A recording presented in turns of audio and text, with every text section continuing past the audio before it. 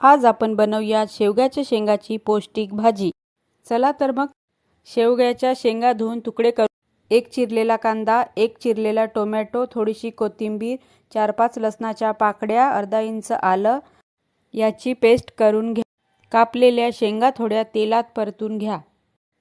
एका गंजामध्ये 2 टेबलस्पून तेल घ्या। त्याच्यामध्ये थोडे जिरे टाका। बनवलेली पेस्ट त्याच्यामध्ये टाकून त्याला परतून घ्या। थोडीशी हळद, 1 चम्मच धने पावडर, अर्धा चम्मच जीरा पावडर, अर्धा चम्मच गोडा मसाला,